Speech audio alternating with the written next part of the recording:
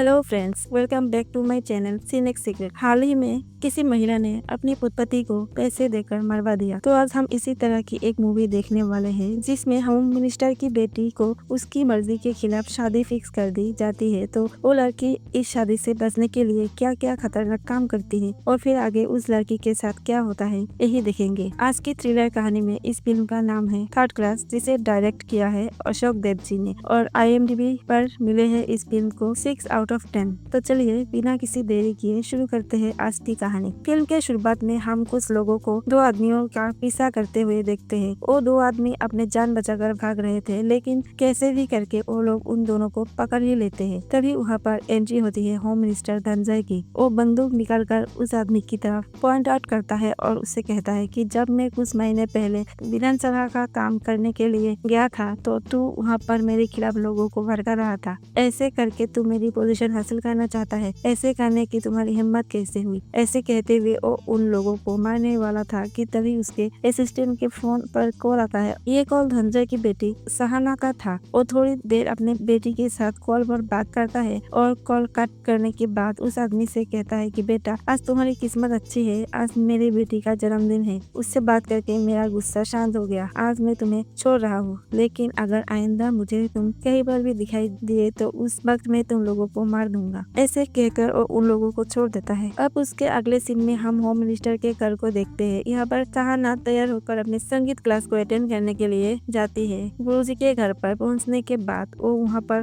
Violin बजाने लगती है और इतने में यहाँ पर उसे एक मधुर म्यूजिक सुनाई देता है, यानी कि उसके आसपास कोई था जो किसी चीज का इस्तेमाल करके म्यूजिक बजा रहा था। अब सहाना उस म्यूजिक को सुनते हुए इतना खुश होती है कि खुशी से गाना गाते गाते डांस करने लगती है। तभी वहाँ पर उनके गुरुजी आ जाते हैं। सहाना को इतना सुंदर गाता हुआ देखकर वो भी खुश हो जाते हैं। सहाना बताती है कि मुझे यहाँ पर आसपास बहुत ही अच्छी म्यूजिक सुनाई दिया, इसलिए मैं उसमें खोकर गाने लगी। अब इतने में वहाँ पर तोड़फोड़ की आवाज सुनाई देती है। गुरुजी हैरान होते हैं और कहते हैं कि ऐसा तोड़फोड़ की आवाज पे तुम्हें मधुर म्यूजिक कहाँ से सुनाई दिया? तो सहाना कहती है कि पता नहीं। अब इतने में ही सहाना को उसके पापा का कॉल आता है और वो उसे जल्दी से घर पर जाने के लिए कहते हैं। इसलिए सहाना गुरुजी से आशीर्वाद लेकर तुरंत ही अपने घर पर चली जाती है। तभी हमें यहाँ पर एक चाचा जी को दिखाया जाता है और वहाँ पर कुछ लोग आकर उसे मारने पीटने की धमकी देते हैं, क्योंकि उन्होंने जो गाड़ी दी थी वो अभी तक रिपेयर नहीं हुई थी। अब ये लोग उस चाचा जी के ऊपर हमला करने ही वाली थी कि तभी वहाँ पर एंट्री होती है हमारी कहानी की हीरो जगदीश की। जगदीश उन सभी लोगों को मारपीट कर वहाँ से भगा देता है और चाचा जी उसे बताते हैं कि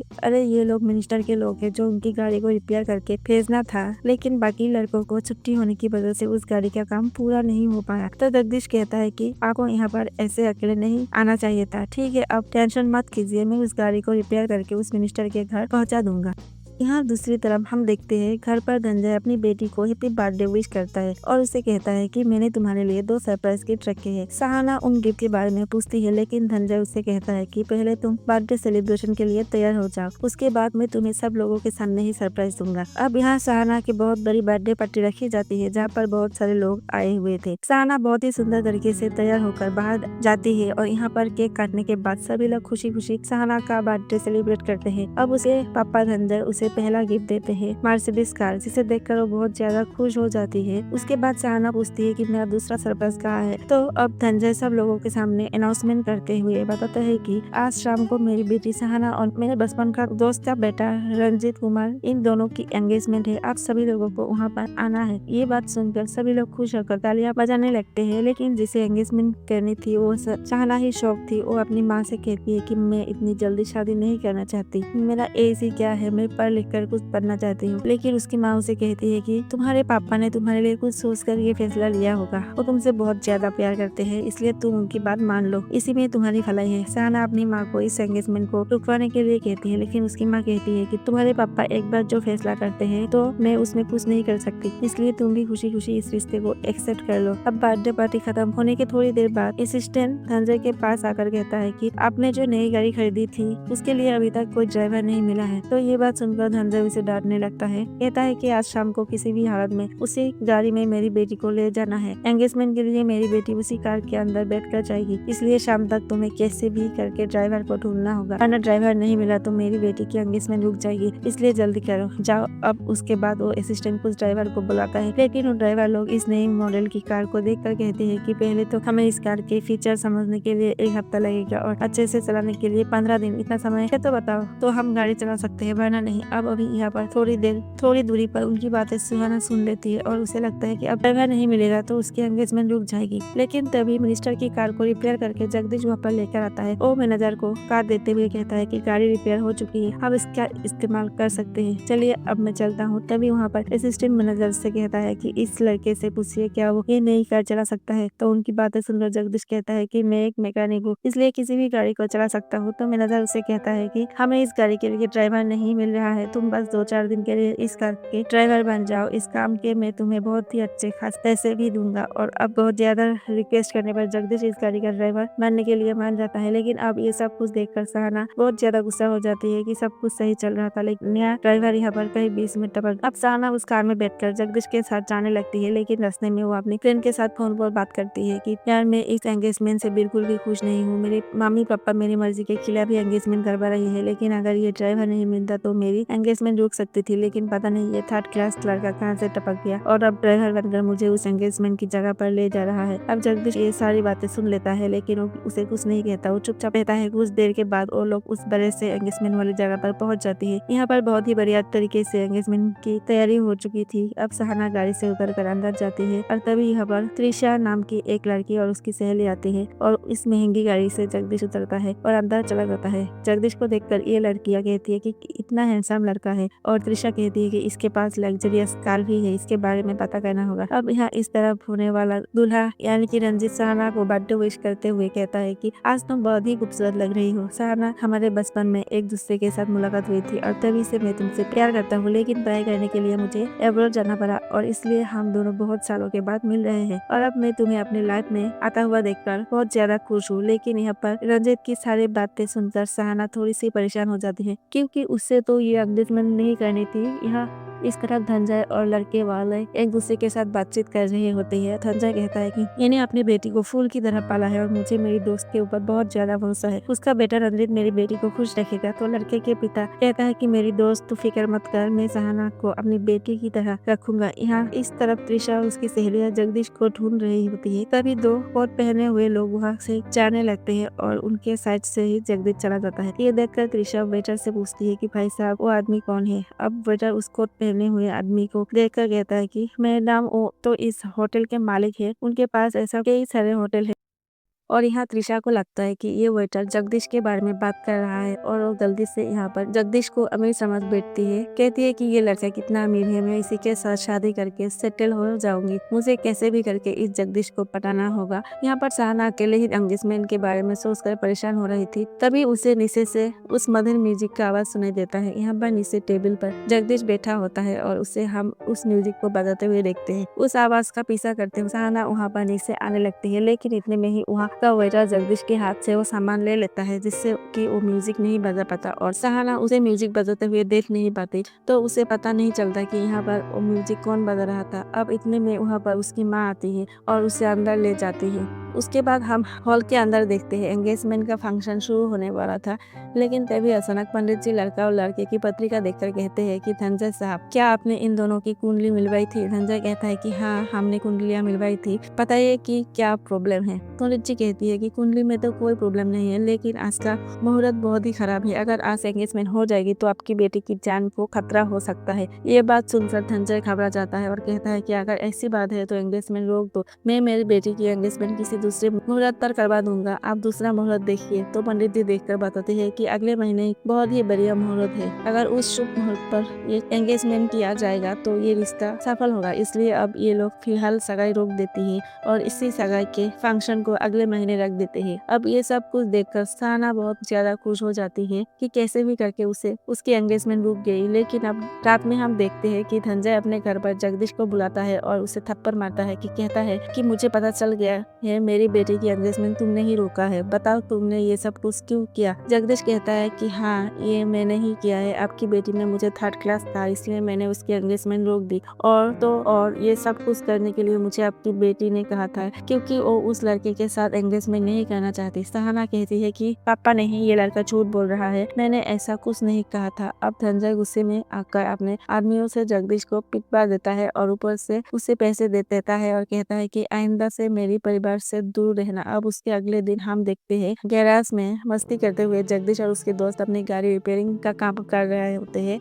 अब उसके थोड़ी देर बाद हम बहुत बड़े बंगले को देखते हैं। उस घर के मालिक की कार को जगदीश रिपेयर करने के लिए ले जा रहा था। तभी उसके सामने त्रिशा और उसकी फ्रेंड स्कूटी चलाते हुए आ रही थी और जगदीश की कार को अचानक अपने सामने देखकर वो गिर जाती है। जगदीश गाड़ी से उतरकर उन लड़कियों से माफी मांगता है और उन्हें संभालते हैं। तो यहाँ पर त्रिशा की दोस्त जगदीश को डांटने लगती है, लेकिन अब जगदीश उन लोगों को सॉरी कहकर वहाँ से चला जाता है। लेकिन यहाँ त्रिशा तो बस जगदीश को देखकर मुस्कुरा रही थी।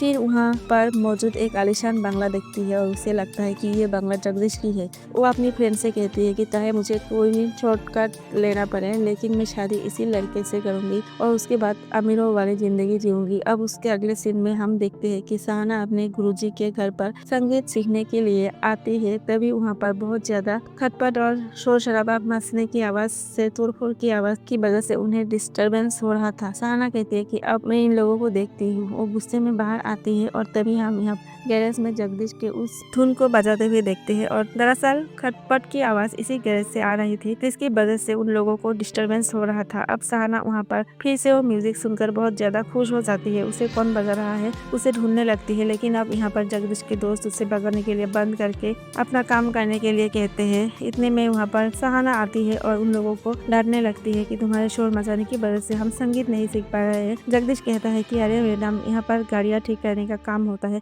अब यहाँ पर आवाज नहीं आएगी तो कहाँ आएगी, और आपको तो मुझसे लड़ने के बजाय थैंक यू कहना चाहिए। उस दिन मैंने ही आपकी एंगेजमेंट रोकी थी, मैंने आपकी बातें सुन ली थी कि आप उस लड़के के साथ एंगेजमेंट नहीं करना चाहती, इसलिए मैंने पंडित से कहकर उस मुहूर्त को चेंज कर दिया। अब ये बात सुनकर सहाना खुश हो जाती है और उससे अपनी मदद करने के लिए थैंक यू कहती है। इतने में वहाँ पर कुछ आवारा लड़के आते हैं और जगदीश और उसके दोस्त को अपनी गाड़ी के पास बुलाकर गाड़ी में क्या प्रॉब्लम है देखने के लिए कहती है, लेकिन ये लोग यहाँ पर बहुत ही गुस्से से बोल रहे थे। जगदीश की दोस्त उन लोगों से कहती है कि तुम लोग अपनी गाड़ी लेकर यहाँ पर आओ, तो इस बात से वो लोग गुस्सा हो जाते हैं और जगदीश और उन लोगों के ऊपर हमला करने लगती है। अब जगदीश उन लोगों से फाइटिंग करते हुए उन सभी लड़कों को मारपीट कर वहाँ से भागा देता है। उसके बाद पंडित जी वहाँ पर सहाना को वहाँ से ले जाते हैं। अब उसके अगले दिन हम देखते हैं निशा अपने फ्रेंड के साथ एक कैफे में बैठी होती है। आज उसका बर्थडे होता है और उसकी सभी फ्रेंड उसे विश करती है और फिर पूछती है कि तुम्हें कैसा लड़का चाहिए। त्रिशा कहती है कि ऐसा लड़का होना चाहिए जिसके पास बहुत सारे पैसे, बंगला, गाड़ी, ये सब कुछ हो, उसके आसपास नौकर चाकर घूमते हो और देखने में बहुत ही हैंडसम प्रिंस जैसा दिखना चाहिए। मैं तो उसी तरह के लड़के से शादी करूंगी। तभी हम उस कैफे के बाहर जगदीश को देखते हैं जो किसी की गाड़ी को रिपेयरिंग करके यहाँ पर डिलीवर करने के लिए आया था। अब त्रिशा और उसकी दोस्त बाहर निकलती है और अचानक ही जगदीश और वो दोनों टकरा जाते हैं। अब यहाँ पर त्रिशा जगदीश देखकर तो मुस्कुराने लगती है। तभी उसकी फ्रेंड जगदीश को बताती है कि आज त्रिशा का बर्थडे है, क्या तुम उसे विश नहीं करोगे। तो जगदीश उसे गुलाब का फूल देकर हैप्पी बर्थडे विश करता है और आज तुम बहुत ही खूबसूरत दिख रही हो ऐसा कहकर वहाँ से चला जाता है। लेकिन अब यहाँ त्रिशा तो उसके प्यार में पड़ चुकी थी, वो उसके साथ शादी करके घर बसाने का सपना देखने लगती है। खैर, अब उसके अगले दिन यहाँ गैरेज में जगदीश और उसके दोस्त ये सभी लोग मिलकर गाड़ी रिपेयरिंग करने का काम कर रहे थे। तो उसके थोड़ी दूर पर त्रिशा और उसके फ्रेंड स्कूटी से जा रहे होते हैं, लेकिन तभी अचानक रास्ते में उनकी गाड़ी खराब हो जाती है। अब यहाँ आसपास पहुँचने पर उन्हें पता चलता है कि यहाँ पास में ही एक गैरेज है और दरअसल त्रिशा जगदीश के गैरेज में पहुंच जाती है और उस गैरेज में काम कर रहा एक लड़के उसके पास आता है और पूछता है कि बताइए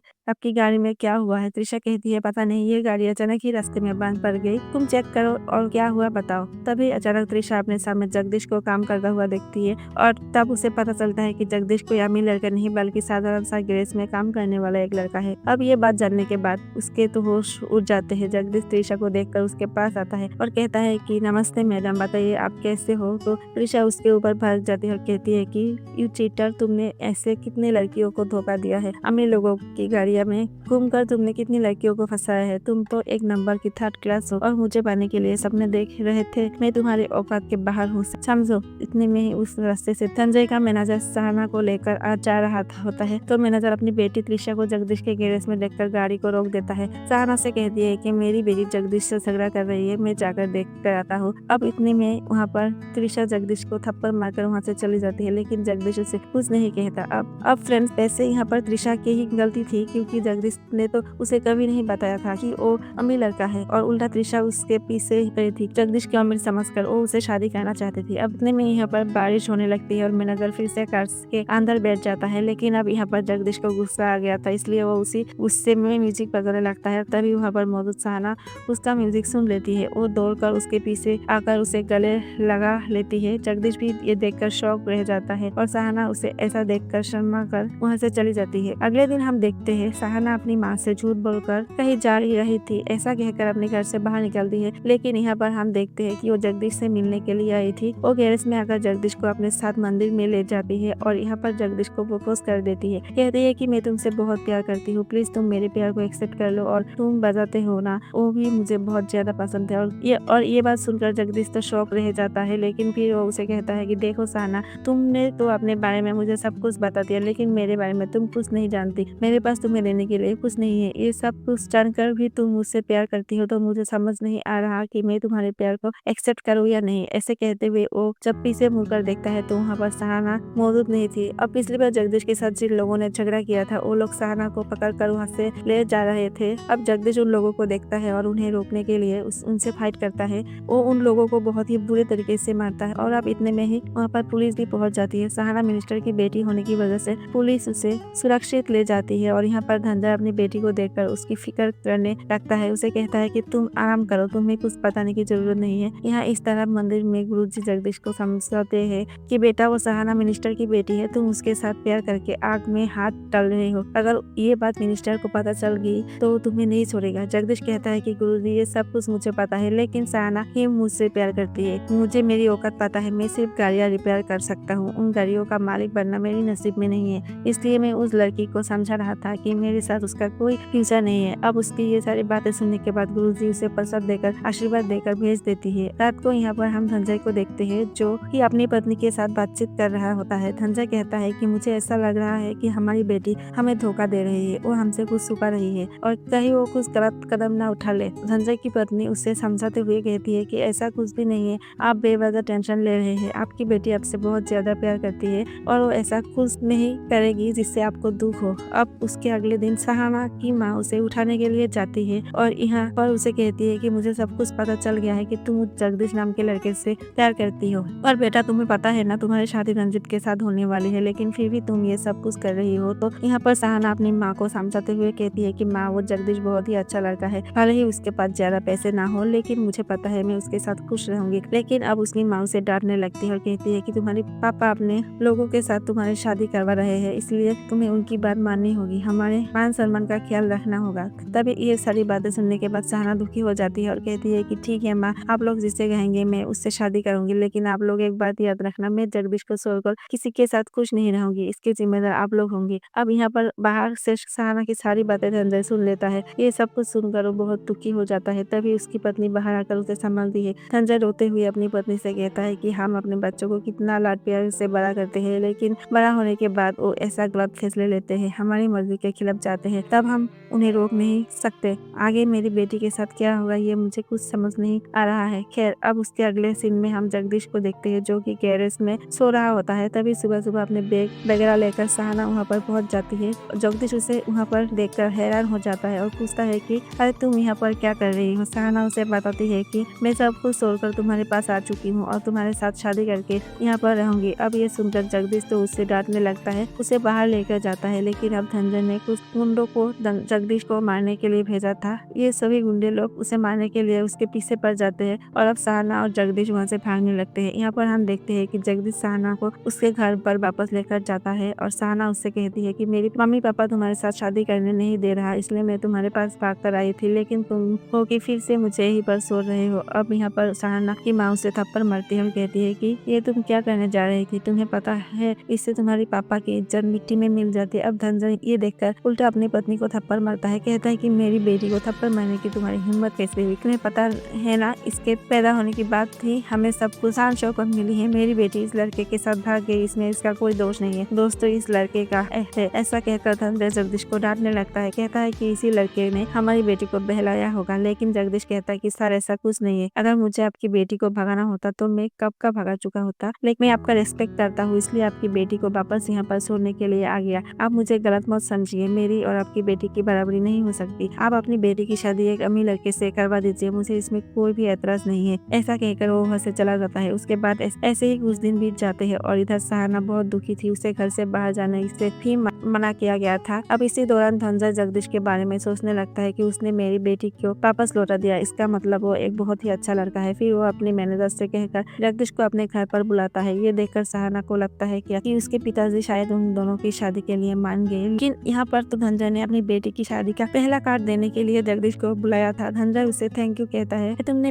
मेरी बेटी को सही सलामत मुझे लौटा दिया, अब तुम्हें मेरी बेटी की शादी में आना होगा। तो जगदीश इन्विटेशन कार्ड लेकर वहाँ से चला जाता है और यहाँ पर सहाना फिर से दुखी हो जाती है। रात को हम उस मैनेजर के घर में देखते हैं, वो खाना खाते हुए बहुत ही गहरे सोच में पड़ा होता है। उसकी पत्नी उससे के बारे में पूछती है तो मैनेजर बताता है कि जगदीश नाम के एक बहुत ही अच्छा लड़का है, हमारे मिनिस्टर की बेटी सहाना उससे प्यार करती है, लेकिन उसकी किस्मत देखो, वो दोनों कभी एक नहीं हो सकते। वो लड़का इतना अच्छा है कि सहाना ने उस हीरे को पहचान लिया, लेकिन हमारी बेटी त्रिशा ने उसे थप्पड़ मारकर उसकी बेइज्जती की। ऐसे इसे तो सही गलत के बारे में कुछ भी पता नहीं है। अब त्रिशा ये सब कुछ बातें सुनकर गुस्सा हो जाती है और वो वहाँ से जगदीश के पास आती है और यहाँ पर उसे डांटने लगती है। कहती है कि तुम एक अमीर लड़की को फंसाने की कोशिश कर रही हो, लेकिन तुम कुछ भी कर लो, सहाना तुम्हारे जाल में नहीं फंसेगी। अब ये बात सुनकर जगदीश को बहुत ज्यादा गुस्सा आ जाता है। वो कहता है कि तुम भी तो मेरे पास बहुत सारे पैसे है, ये सोचकर मेरे प्यार में पड़ी थी, लेकिन सहाना तो मुझसे सच्चा प्यार करती है। मैं गरीब हूँ, ये देखकर भी वो मेरे साथ रहने के लिए आ चुकी थी। क्या उसी तरह से तुम सब कुछ छोड़कर मेरे साथ रह सकती हो? नहीं ना, तो चली जाओ यहाँ से, मुझे ज्ञान देने की कोशिश मत करो। अब अगले दिन हम देखते हैं कि आखिरकार शादी का दिन आ ही जाता है। यहाँ पर जगदीश के दोस्त उसे कहते हैं कि देख यार, हम तुम्हारे प्यार को मिलाने के लिए कुछ भी करने के लिए तैयार है, तुम बस एक बार कह दो कि तुम उस लड़की से प्यार करते हो, हम तुम दोनों को मिलाने के लिए किसी से भी फिर जाएंगे। तुम्हें उस शादी में जाकर उसके माता पिता को मनाना चाहिए। लेकिन जगदीश कहता है कि मैं ऐसा कुछ नहीं करूंगा, क्योंकि मुझे पता है सहाना मुझसे शादी करके खुश नहीं रह पाएगी। बचपन से ही ये अमीर घर में पली बड़ी है, से ऐशो आराम की जिंदगी में रहना पसंद है और शादी के बाद वो मेरे साथ रहकर खुश नहीं रह पाएगी। इसलिए अब जगदीश सिर्फ उस शादी में सहाना को बधाई देने के लिए अपने दोस्तों के साथ पहुंच जाता है। और यहाँ पर मिनिस्टर की बेटी की शादी होने की वजह से सभी तैयारियां बहुत ही शानदार तरीके से की जाती है। बहुत सारे मेहमान आते हैं और अब फाइनली यहाँ पर शादी होने वाली होती है। और दूल्हा जब मंगलसूत्र पहनाने वाला था कि तभी सहाना शादी को रोक देता है और वो मंडप से उठकर अपनी पापा से कहती है कि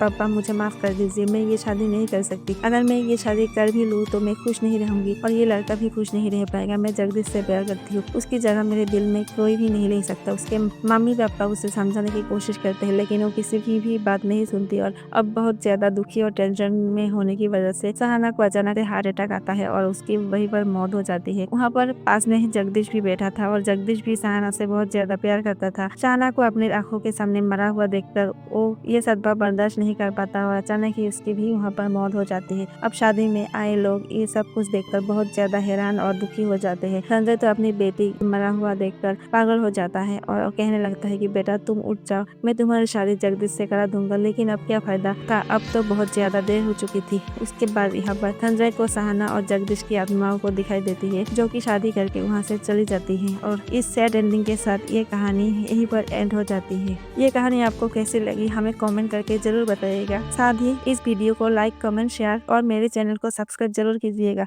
थैंक्स फॉर वॉचिंग।